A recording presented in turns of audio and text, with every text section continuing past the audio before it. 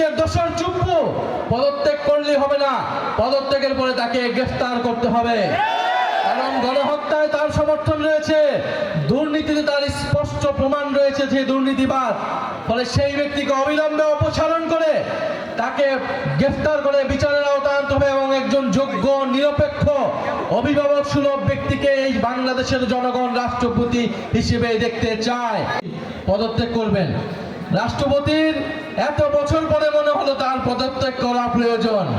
রাষ্ট্রপতি পদত্যাগ করবে না, হয়তো সরকারি রাষ্ট্রপতিকে সরিয়ে দেওয়ার পরিকল্পনা করছে। চিন্তা করে দেখুন, এই বিএনপি সরকার যারা বলে 2/3 আসন পেয়ে তারা সরকার গঠন করেছে, 5 মাসে তারা আওয়ামী লীগের রাষ্ট্রপতি পরিবর্তন করতে পারে নাই। বলে যেই সরকার আওয়ামী লীগের রাষ্ট্রপতি পরিবর্তন করার সক্ষমতা রাখে না, সে দেশ পরিবর্তন করবে কিভাবে?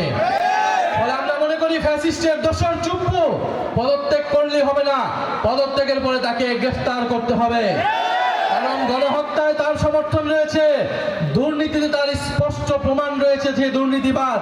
ফলে সেই ব্যক্তিকে অবিলম্বে অপসারণ করে তাকে গ্রেফতার করে বিচারের আওতায় আনতে হবে এবং একজন যোগ্য নিরপেক্ষ অভিভাবক সুলভ ব্যক্তিকে এই বাংলাদেশের জনগণ রাষ্ট্রপতি হিসেবে দেখতে চায়। আমরা দেখেছি বিএনপি সরকার অতীতেও রাষ্ট্রপতি নিয়ে অনেক টালবাহানা করেছেন।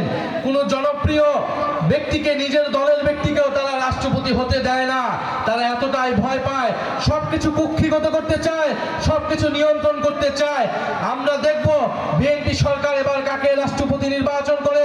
কোন অযোগ্য লোককে রাষ্ট্রপতি যদি নির্বাচন করে, জনগণের এই সরকারের উপর তো কোনো আস্থা নেই, আরো সম্পূর্ণ রকমের ভাবে সকল আস্থা চলে যাবে। ফলে প্রিয় জামালপুরবাসী, আমরা স্পষ্টভাবে কয়েকটা দাবি নিয়ে এসেছি। গণভোটের গণরায় বাস্তবায়ন করতে হবে। তরুণদের যে কর্মসংস্থানের দাবি, আপনাদের প্রত্যেকের বাসায় তরুণ রয়েছে, তরুণী রয়েছে যারা শিক্ষা দীক্ষা লাভ করেছে কিন্তু দেশে কোনো চাকরি নাই। এই সরকার বলেছিল 18 মাসে 1 কোটি চাকরি নিশ্চিত করবে, 5 মাসে তার নিশ্চিত কয়টা করেছে? 0টা করেছে। কোনো চাকরি নিশ্চিত করতে পারে নাই, কর্মসংস্থান নিশ্চিত করতে পারে নাই।